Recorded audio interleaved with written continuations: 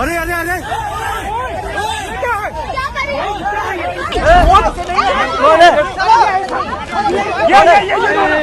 कि जब ऐसा होगा तो क्या ये विश्वविद्यालय रह जाएगा, क्या ये सेंट्रल लाइब्रेरी रह जाएगी, क्या इस विश्वविद्यालय में पढ़ने वाले छात्र होंगे जब उनके साथ जातीय भेदभाव होगा। छात्रों के अंदर तो ये सब होना ही नहीं चाहिए। पहली बात तो देश की सरकार ने दिल्ली विश्वविद्यालय का माहौल जो है वो ऐसा कर दिया है कि तो अब तो छात्र आपस में लड़ने को मजबूर हो गए हैं कि इंजस्टिस के खिलाफ नो डाउट आवाज उठाना है, लेकिन अपने में ही टकराना, मानवता पर क्वेश्चन मार्क लाना, ये बहुत बड़ा सवाल है। आप यूजीसी बिल लेकर के आए, आप अब तक अपना स्पष्टीकरण नहीं दे रहे हैं। जैसे मैं पुनः कहूँगा, आप स्पष्टीकरण देना कि ऐसी घटना दोबारा अगर में होती है, आत्मा को ठेस पहुँचती है सर, ये राजनीति है पॉलिटिकली। पहले आपने देश के तमाम वर्गों को आपस में लड़वाया और अब आप छात्रों को आपस में लड़वाने का ये कार्य कर रहे हैं। देश की राजधानी दिल्ली में शुक्रवार को एक ऐसा वाकया हुआ जिसने लोगों को सोचने पे मजबूर कर दिया कि क्या ये वास्तव में 2026 चल रही है।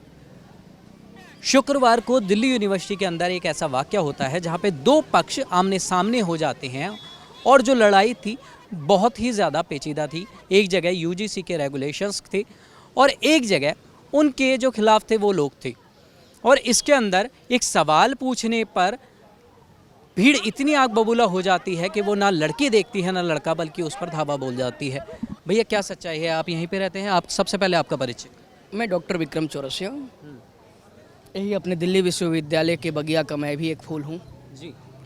यहीं से हमारी पढ़ाई हुई है जी। बड़ी दुखी मन से मैं बोल रहा हूँ कि ये हमारा विश्वविद्यालय है, देश नहीं पूरे विश्व में इसका एक अपना पहचान है। One nation, one world, one family जब बात होती है तो हम पूरे राष्ट्र के युवाओं से बार बार आह्वान किया हूँ कि इंजस्टिस के खिलाफ नो डाउट आवाज़ उठाना है, लेकिन अपने में ही टकराना, मानवता पर क्वेश्चन मार्क लाना, ये बहुत बड़ा सवाल है। क्योंकि ये बहुत दर्द यहाँ मेरे को हुआ है ये सब चीज़ देख कर, क्योंकि अब आप सोच के देखिए कि लोकतंत्र में लोग अपने अधिकारों की बात करते हैं, आर्टिकल 14 to 18, लेकिन जब ड्यूटीज की बात होती है आर्टिकल 51 की, तो अक्सर पढ़े लिखे लोग नदारत हो जाते हैं।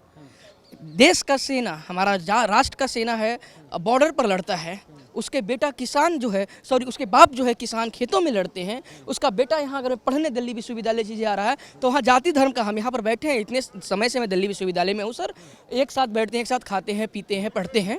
अब ये बताइए कि ये जो पूरा प्रकरण हुआ था, मैं वहाँ देखा एक लड़की गिरी हुई है, उनको ऐसे कई बार मैंने देखा है चीज़ें, ठीक ना, और एक लड़की जा रही हैं, वो खुद को बोल रही हैं हम यूट्यूबर हैं, चैनल चलाते हैं, ठीक ना, न्यूज़ चलाती हैं, तो एक पानी पिलोगी समथिंग ऐसे कुछ था वर्ड्स, ठीक ना।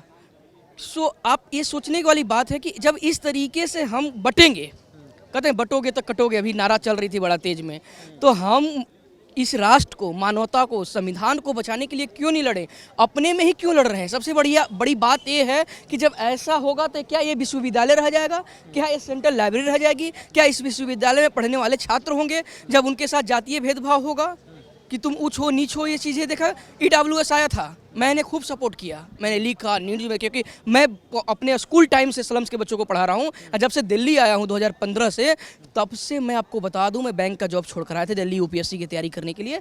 मैं यहाँ झुग्गी झोपड़ियों को पढ़ा रहा हूँ, और उसमें मेरे पास बैग मेरा लाइब्रेरी में पढ़ा हुआ है, तो आपको दिखाते मैं, उसमें रिपोर्ट एक चीज़ बच्चों का, एक परिवार का है, उसमें भी एक दो ऐसे व्यक्ति हमें मिले जो अपर क्लास के थे, स्वर्ण समाज के थे, लेकिन वो कुछ छोटा मोटा काम करते हैं, उनका बच्चा वहाँ पर झुग्गी में लोग रहने की मजबूर है। तो हमें लगा कि नहीं, जस्टिस होना चाहिए, लोग सोशल जस्टिस मिलना चाहिए, पॉलिटिकली जस्टिस मिलना चाहिए। इनजस्टिस किसके साथ में सर, सबसे पहली बात ये आ जाती है, उस दिन वो वाकया हुआ, एक लड़की अगर क्रॉस क्वेश्चनिंग करती है और आप कर रहे होते हैं प्रोटेस्ट, तो उसमें कौन गलत था, क्या सवाल पूछने वाला या जो वाकया हुआ उसके साथ में, या वो जिस तरीके से वीडियो वायरल हो रहा है पूरा देश देख रही है, ठीक ना।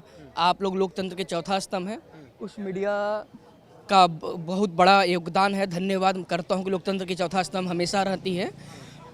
आप उस वीडियो को देखिएगा, किस तरीके से किसी को ऐसे पकड़ा जा रहा है, वो गिर रही हैं, ठीक ना। अब वो क्या प्लान था चीज़ें तो हमें नहीं पता, ठीक ना, क्योंकि मैं उसमें ऑनेस्टली कहीं से शामिल नहीं था। मैं 2 महीने के बाद घर से आया हूँ, ठीक ना, कुछ अपना पर्सनल भी, मम्मी की तबीयत खराब था, तो इस चीज़ से। लेकिन हम कहना क्या चाह रहे हैं, देश के प्रधानमंत्री तक ये मैसेज जाना चाहिए, पार्लियामेंट में बैठे हुए जितने लॉ मेकिंग का पार्ट्स हैं उन सब से जाना चाहिए कि आज आज़ादी के इतने वर्षों के बाद भी हम अगर में ये देखेंगे कि तुम किस जात से है, तुम किस जात से है, इसलिए हमारे साथ ये जो शिक्षा का स्थल है यहाँ ऐसी घटनाएं घटेगी, तो जब यहाँ से मैसेज आएगा तो समझिए यहाँ से जो लड़का ब्यूरोक्रेट में जाएगा, कोई पॉलिटिशियन बनेगा, कोई बिजनेस करेगा, तो फिर जब उसके मन मस्तिष्क में बैठा रहेगा तो 4 साल के बाद जब वो जाएगा उसका बेटा पढ़ने के लिए, या यहाँ का जो किसी डिपार्टमेंट का HOD हो या VC हो, तो वो उसी जाति एंगल से देखकर फिर उसका एडमिशन देंगे, फिर उसका PhD में इनरोल्ड होगा। तो बात ऑनेस्टली बात को पूरा इसलिए कर लेने दीजिए पहले कि ऑनेस्टली जिस तरीके से एक डायलेमा है, मैंने आर्टिकल 51A की बात की,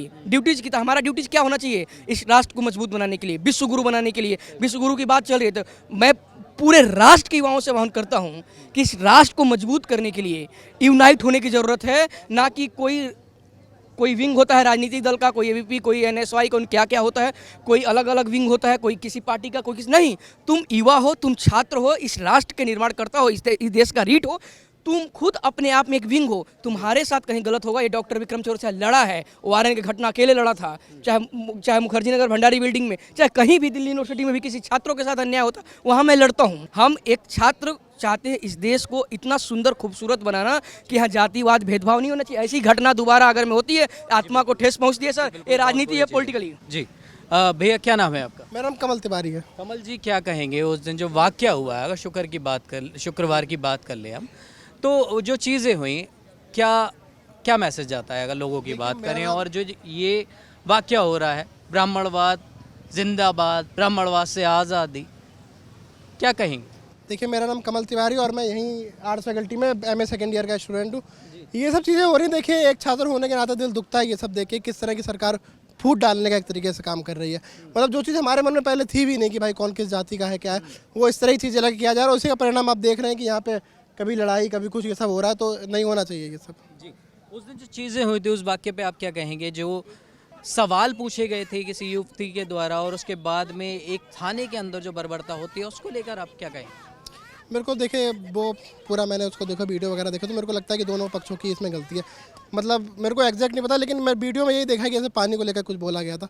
तो वही है कि किसी को नहीं इस तरह उकसाना चाहिए। और मेरे को लगता है कि सरकार की ही इस तरह इसमें वो है कि आप ऊपर से इस तरह की प्रोपेगेंडा और सारी चीज़ें लेके आ रहे हैं कि छात्र जो हमेशा एक साथ मिलजुल कर रहते हैं, उनमें इस तरह की चीज़ों की फूट पड़ रही है। तो उसी का परिणाम है, और ये सब नहीं होना चाहिए यूनिवर्सिटी में। लगता है कि अब समाज को दो फाड़ किया जाता है, UGC जो है दो फाड़ कर रहा है। बिल्कुल बिल्कुल, UGC की आने के बाद काफ़ी सारा माहौल बदला है। मैं तो खुद ब्राह्मण हूँ और मेरे पास ही कई सारे मैसेज आते रहते हैं कि हाँ जी, क्या है, आप किसके समर्थन में क्या है। तो छात्रों के अंदर तो ये सब होना ही नहीं चाहिए। पहली बात तो कि हम जिस तरह के दिल्ली विश्वविद्यालय, बड़े बड़े विश्वविद्यालय इसीलिए बनाए गए हैं कि छात्र पढ़े लिखें और जो आपस की भावना है बंटवारे की, उस चीज़ को कम किया जाए। लेकिन सरकार इस तरह की चीज़ें लाती है, ये गलत है। तो मेरा सरकार से ही कहना है कि आप इस तरह की चीज़ें ना लाएं कि छात्रों के अंदर फूट पड़े, और जैसी घटनाएं हो रही हैं ऐसी घटनाएं हों। ऐसी घटनाएं नहीं होनी चाहिए, और ये शर्मनाक है काफ़ी ज़्यादा। भैया, आपका क्या नाम है? मेरा नाम जय ठाकुर है और मैं दिल्ली विश्वविद्यालय के वेंकटेश्वरा कॉलेज का छात्र हूँ। तो बात करें भैया, जो वाकया हुआ है और जिसने बहुत सारे सवाल खड़े कर दिए हैं कि क्या अभी भी जातिवाद विद्यमान है? देश के सबसे बड़े एक यूनिवर्सिटी में ऐसी चीज़ें हो जाती हैं जहाँ पर जातिवाद से रिलेटेड चीज़ें होती हैं, तो UGC तो लागू होना फिर ज़रूरी हो जाता है कहीं ना कहीं, या फिर नहीं होना? देखिए, इस टाइम देश का जो माहौल है वो काफ़ी चिंताजनक माहौल है। तमाम बिल आए, सब बिलों में अमेंडमेंट हुआ, सरकार ने आकर के अपना स्पष्टीकरण दिया। आप UGC लेकर के आए, देश में दिल्ली विश्वविद्यालय में अराजकता का माहौल उत्पन्न हो चुका है और आपका इस और कुछ भी स्पष्टीकरण नहीं है। तो आप एक संदेश देना चाह रहे हैं, पहले आपने देश के तमाम वर्गों को आपस में लड़वाया और अब आप छात्रों को आपस में लड़वाने का ये कार्य कर रहे हैं। तो ये बेहद दुर्भाग्यपूर्ण है दिल्ली विश्वविद्यालय के लिए, दिल्ली के लिए, देश के लिए। और विश्वविद्यालय के सामने गेट पे ऐसे नारे लगना कि ब्राह्मणवाद से आज़ादी या ब्राह्मणवाद जिंदाबाद, वो कहाँ तक सही है? और अब वीडियोस जो कहती हैं वो भी कुछ ना कुछ बता रही हैं कि मामला दोनों तरफ से ही कहीं ना कहीं गर्म था। देखिए, दिल्ली विश्वविद्यालय देश के एक प्रतिष्ठित विश्वविद्यालय, यहाँ छात्र पढ़ने आता है, यहाँ छात्र संघर्ष करने आता है, अपना जीवन यापन किस तरीके से आगे ले जाए उस और आता है। सरकार और छात्र, सरकार को सबसे पहले तो सरकार को सोचना चाहिए। आप UGC बिल लेकर के आए, आप अब तक अपना स्पष्टीकरण नहीं दे रहे हैं। जैसे मैं पुनः कहूँगा, आप स्पष्टीकरण देना। आप किसान के 3 काले कानून लेकर के आए, आपने वहाँ स्पष्टीकरण दिया, आपने अमेंडमेंट उसमें अमेंडमेंट किया, आपने बताया उसकी क्या क्या पॉजिटिव है, क्या क्या नेगेटिव है। आप यूजीसी में क्यों नहीं बता पा रहे हैं? इसका मतलब आपकी मंशा जग जाहिर है, आप सिर्फ देश में एक अराजकता का माहौल उत्पन्न करना चाहते हैं। हम इसके लिए जिम्मेदार सिर्फ सरकार को कहते हैं, सरकार इस पर पूरी तरीके से जिम्मेदार है। अगर सरकार जिम्मेदार ना होती तो दिल्ली विश्वविद्यालय में आप देख सकते हैं छावनी में तब्दील कर दिया गया है। अभी हमारी गाड़ी आ रही थी, हमारी गाड़ी को पीछे रोक दिया गया। अरे भाई, मैं छात्र हूँ दिल्ली विश्वविद्यालय का, हमारी गाड़ी को आप रोक दोगे मतलब आतंकवादी थोड़ना है। हम दिल्ली विश्वविद्यालय में पढ़ने आते हैं, आपने हमारी गाड़ी को 2 किलोमीटर पीछे छोड़ दिया। मेरा कल को एग्ज़ाम होगा, मैं एग्ज़ाम सेंटर में किसी भी आऊँगा तो 2 किलोमीटर पीछे गाड़ी छोड़ के आऊँगा मैं अपनी। तो आपने दिल्ली विश्वविद्यालय का जो माहौल है, इस देश की सरकार ने दिल्ली विश्वविद्यालय का माहौल जो है वो ऐसा कर दिया है कि अब तो छात्र आपस में लड़ने को मजबूर हो गए हैं।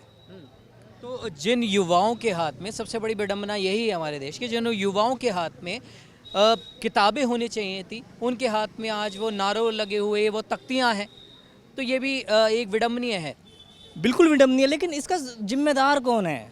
हम लोग इसके जिम्मेदार में जाना चाहिए ना। जिम्मेदार इसका सरकार है, इसका जिम्मेदार केंद्र सरकार है, इसका जिम्मेदार दिल्ली सरकार है। इनको सोचना चाहिए। तो छात्र आपस में लड़ रहा है, हमारी बहन के साथ जो बर्बरता हुई है दिल्ली विश्वविद्यालय के अंदर में, उस और कम से अब तक सरकार को कोई स्पष्टीकरण नहीं आया है। अब तक उन लोगों ने यूजीसी में कोई अमेंडमेंट नहीं लेकर के आया, जो बेहद दुर्भाग्यपूर्ण है। ये जरूर प्रयास कर रहे हैं, कोई बड़ी दुर्घटना जब दिल्ली में घटित हो जाएगी तब शायद पता नहीं ये लोग जागे। अच्छा, एक आखिरी सवाल ये आता है कि क्या यूजीसी ज़रूरी था? देखिए, यूजीसी जरूरी था नहीं था ये प्रश्न नहीं है। जरूरी था दिल्ली विश्वविद्यालय का माहौल खराब ना हो। जरूरी था दिल्ली विश्वविद्यालय में जो छात्र पढ़ने के लिए आया है वो इस तरीके से अराजकता ना फैलाए। जरूरी था सरकार को इस ओर ध्यान देना। अगर आप बिल लेकर के आए हैं तो लोगों को, छात्रों को इस बिल के फ़ायदे बताए, इस बिल के नेगेटिविटी बताए, लेकिन सरकार का इस ओर कोई ध्यान नहीं है। सरकार का काम है किसी भी तरीके से आपस में भिड़वा देना। पहले उन्होंने किसानों को भिड़वाया, आम लोगों को भिड़वाया, और अब सरकार की मंशा है ये आप छात्रों को भिड़वाने का कार्य कर रही है।